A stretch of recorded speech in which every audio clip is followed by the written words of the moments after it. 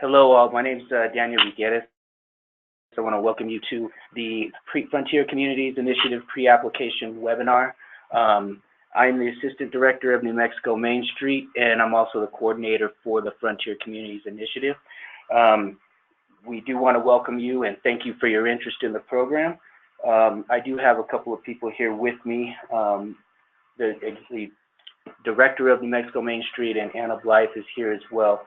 She's our Communications and Media Specialist.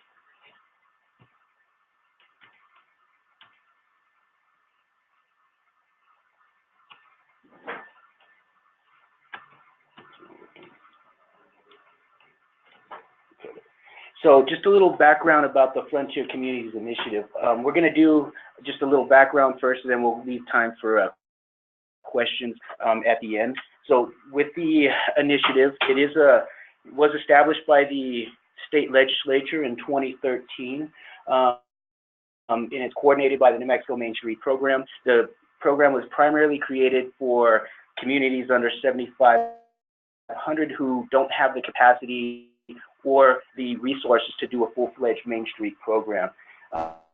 Ordinarily, most of our Main Street programs, and we have 28 of those at this time, it's more of a focus on an entire district, whereas the Frontier Communities Initiative is focused on one project over a 12 to 18-month time frame, and we work and bring resources to help communities do one particular project. So I did want to make sure everybody understood that this is not a grant program, but rather a service program that we provide professional technical assistance to selected projects and really to get them off the ground and, like I said, complete them over a 12 to 18-month period.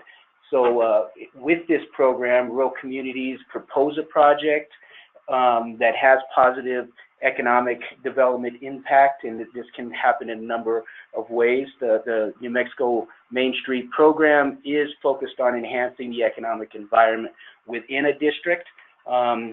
It does require, it is a self-help program, so it does require a local stakeholder group that's actually going to carry out the project, as well as a local government partner. And this is part of the public-private partnership between New Mexico Main Street, the local government, and community stakeholder group to really move the project along. Professional design services through this program, they are conceptual, so we do have professional architects and landscape architects, but we don't want to compete with the private sector. So they are conceptual, and projects that do need professional signed documents will be lower priority. So we really do want to work on self-initiated projects where we could help with the conceptual and the planning, and these are projects that the community itself can, the stakeholder group can actually help carry forward some of these projects.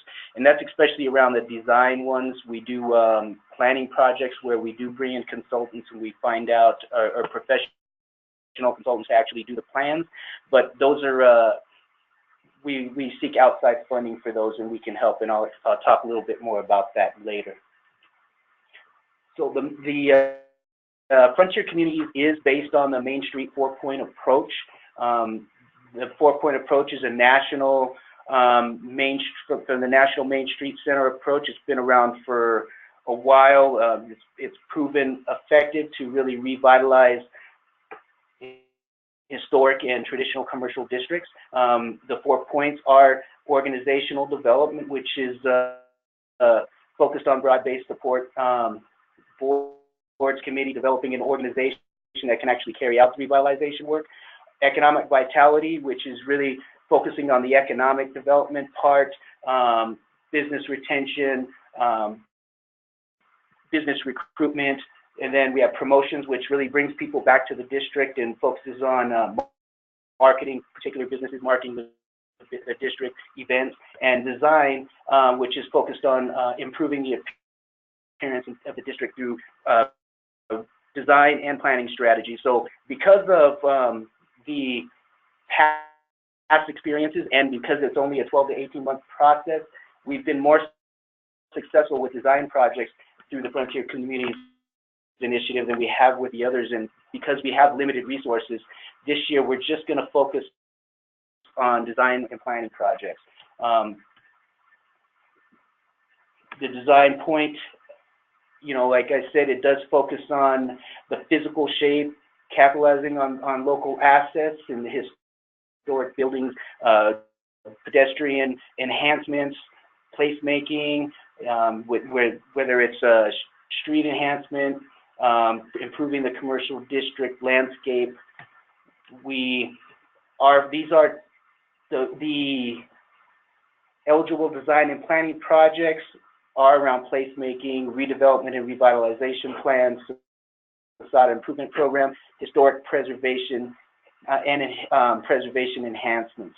So we are working on, we will do some plazas, redesign, landscape redesign, tactical urbanism projects that really try to start some kind of get people to the streets, wayfinding systems we've done in the past, revitalization plans that can help really identify potential projects that can help revitalize the area. We've also done a number of metropolitan redevelopment area plans that we have actually a relationship with the New Mexico Finance Authority. We do the designation, and we can work with them to get a planning grant to actually complete the plan itself. We've done a number of facade squads and awning and business sign improvements.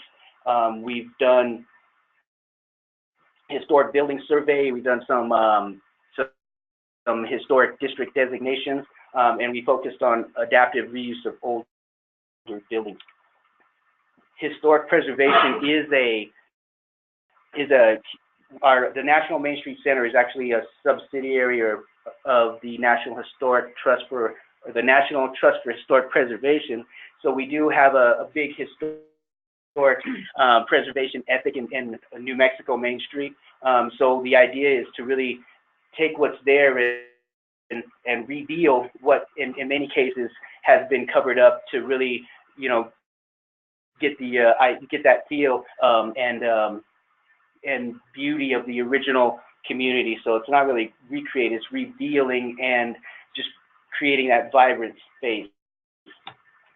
We've done a number of, like I said, Main Street facade squads. We've been very successful, and usually with these, we try to focus on 3 buildings at a time that are contiguous to each other. We work on the colors. In terms of color selection, design, we actually have an architect that actually helps with the training. So the idea is that we train a local community on how to do these facade squads. So it's focused on the first 3, but then the idea is the community has the capacity to actually do more facade squads after we leave. And so we do look for local or funding partners that can donate some either materials or funding to buy paint and materials, or to do some stucco restoration. But it's been a very successful project, and this is just a sample of one we're working on right now in Roswell. This is a 2015 Frontier Community Placemaking project that took place in Questa. As you can see, there's the first picture is an empty lot. This was a design project that we did. We got some small seed grants of, I think, $2,500 for this project, and we got donated materials. It was our landscape architect at the time did some designs for this project, worked with a number of community stakeholders, and you know, it was, again, self-help. They came in, did the work. There's some of the folks out there. You can see that the stark difference from what it started to what it is, and this was a really nice project in Questa. The downtown master plans, 2016 Santa Rosa came in as a frontier community.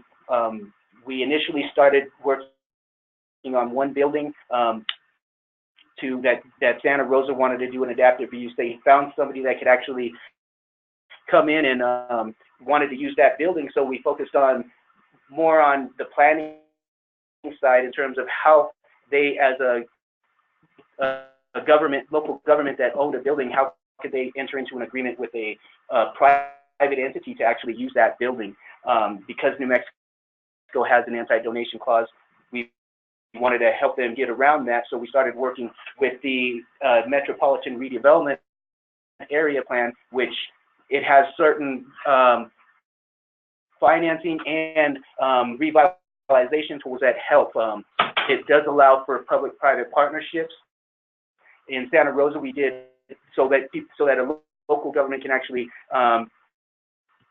rent or sell a piece of property for under market value to a potential company or business, as long as they're getting some kind of fair value back, but the city actually determines that. In this case, we did a site-specific MRA for the initial building that we were working on, but then we followed that up with a larger master metropolitan redevelopment plan for the larger district that really identified priority projects for Santa Rosa. In this case, it identified funding sources. There was a economic analysis of the area. So it's a whole plan. And actually, we worked with the NMFA to get a $50,000 planning grant to do this. We did the designation report. We worked with them and NMFA to actually apply, but they follow up with we hire a contractor to actually do the actual plan. And this was, I believe, it is about a 12 to 18 month process to go through the whole MRA plan. We've also done some street design. This was in Hurley in 2013, 2014.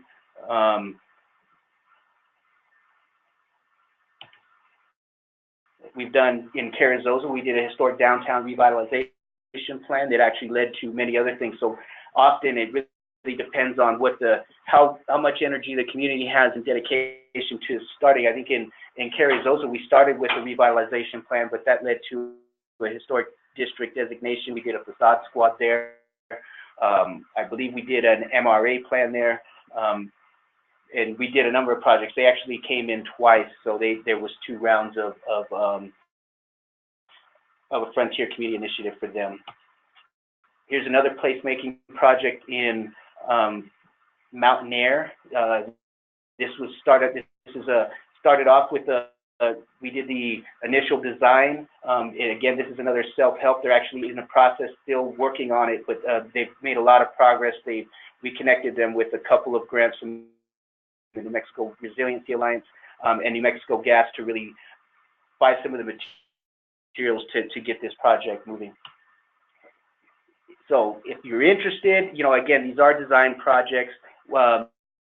Next steps for the process, the first step is establishing a revitalization team. So it does require a steering committee that works in conjunction with the local government in applying.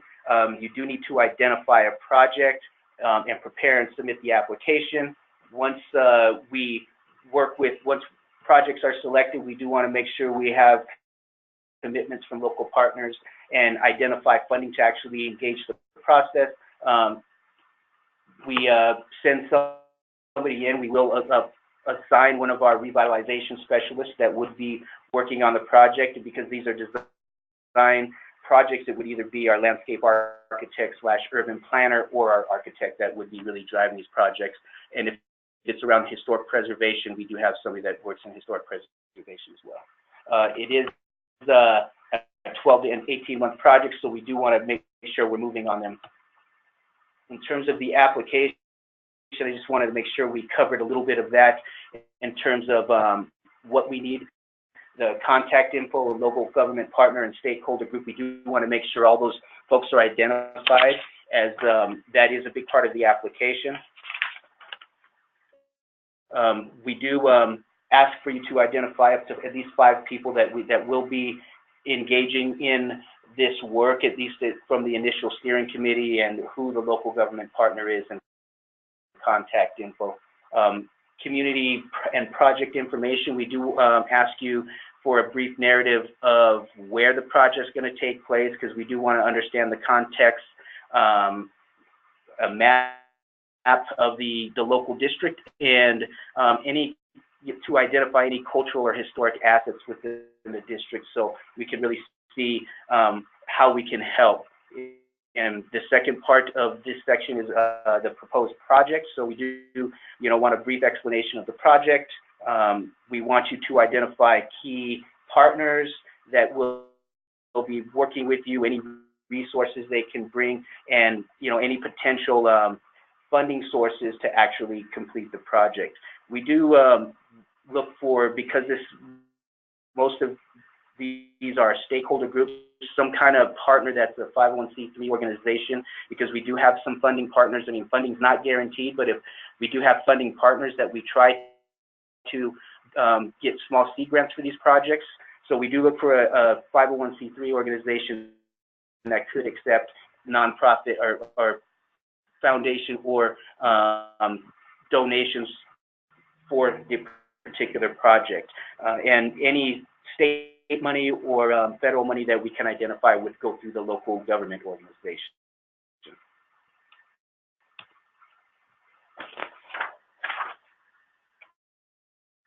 There is the project exploration section as well, and here we do actually look for any prior plans. So if there's any prior comprehensive master plan where the project is identified, we do want to know if it's part of a DOT, or New Mexico Department of Transportation, highway, federal, or state, whether it's part of a historic district.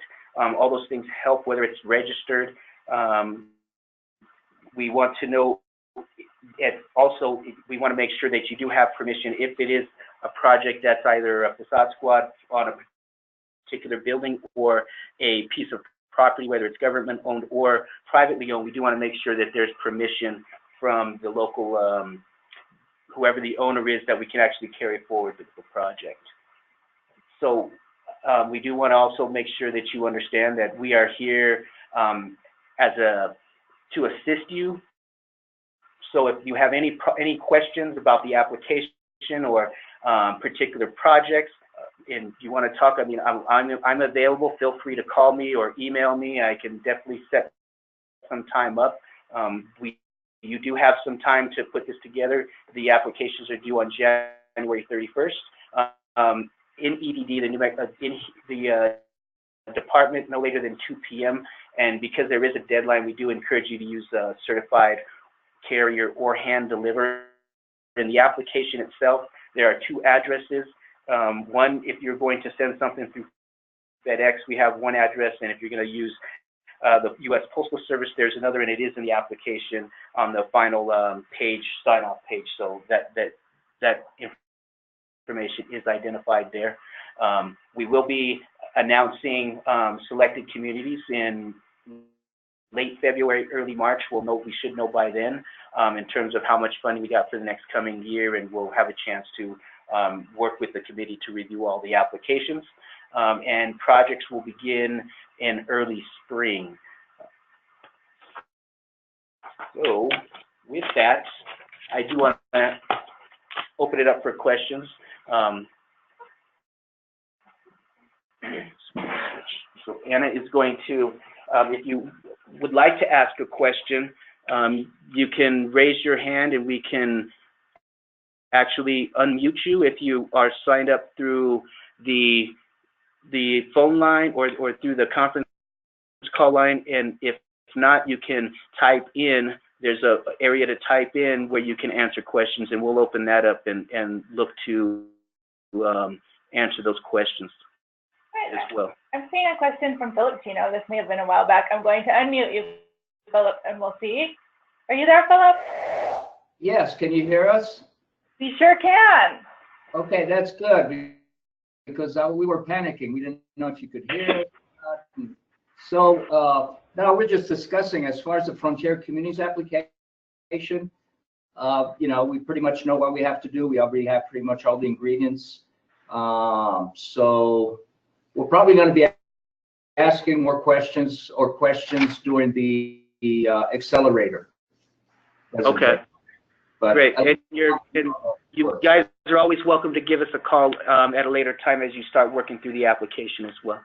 Yeah, thanks. Does anybody in here have a question? Do you have any examples of projects in tribal communities? So we do have one. So the question was if we had any examples of projects in tribal communities. Zuni Pueblo is our only main. I mean, it's really the only Main Street community in the country. We do have a number of examples of there. They just recently. I was just there last month, and they did a art walk project. They've done a number of so a lot of business development work, and we can definitely connect you with Zuni Pueblo and some of the, I can give you some information on some of the projects they've done there. We've never done a frontier project on a tribal with a tribal community, but we definitely would love to, and we can definitely, base that on some of the work that we've done with Zuni Pueblo and see, we're more than welcome, or, to talk about potential projects that you have in mind where we can work that through as you fill out the application. And is there a reason why it's called Frontier? I know, and that was created by the legislature, and I understand because I know the historical context of Frontier. But to change it, we'd have to go all the way through the legislature to reauthorize the program. But I definitely understand the negative connotations with Frontier, and I do apologize about that. All right, I see a question from Emily Schilling. Can you hear us, Emily? Are you with us? All right, we'll check back with you. All right, and Gerald Klein, I'm unmuting you. Are you there, Gerald? All right. Yeah. Are there any questions on that? We'll look in there. Okay.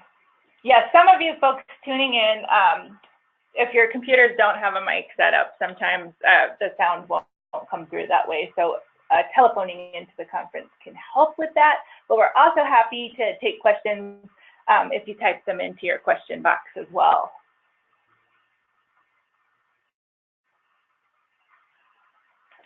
Does anybody else have any other questions?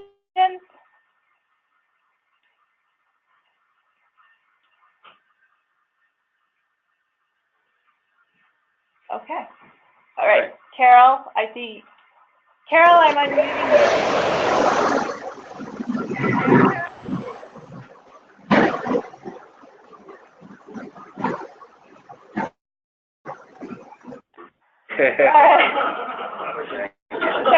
Sorry, Carol. Your line was definitely not coming through clearly. Again, you're welcome to type in any questions you have for us. Okay, here we go. See if you can expand that. Yeah, there we go. So thank you guys who have taken the time to type into us. Okay. So one question is from Emily Schilling. There is a historical building that needs some restoration. Would we apply under Façade Squad or historic restoration? So I guess it would depend. If it's just one building, it would probably be a historic restoration. That would certainly and could certainly entail some facade improvements to it. I guess it would depend on two things: whether it would be a viable project, one that there are available financial resources to actually really to do the building justice and restore it. If it's just a facade and you want to do other ones, then I would apply for the Façade Squad. But with the historic restoration, we can do building surveys and come up with a restoration plan around that. So it depends on which way, where you think the project has potential, and you could definitely follow up with me on that with more detail on what particular building and what kind of shape it's in. So another question is, can a Chamber of Commerce serve as the stakeholder group? I would say they can definitely be a partner, but we would look to have local community members, business owners, part of that stakeholder group, because again, I would definitely see the chamber as a partner in that, and they could be a co-applicant, but we would want to see a broader stakeholder group other than just the Chamber of Commerce. And by stakeholder group, what exactly does that entail? So we're looking for at least 5. So the question was, what do we mean by a broader stakeholder group? We're looking for at least 5, whether it's local government partner, partner organizations, and business owners, property owners in the district. So it's just more of a broad base. We just want enough, like a broad, like, we don't want just business owners, or just one business owner, or just the local government.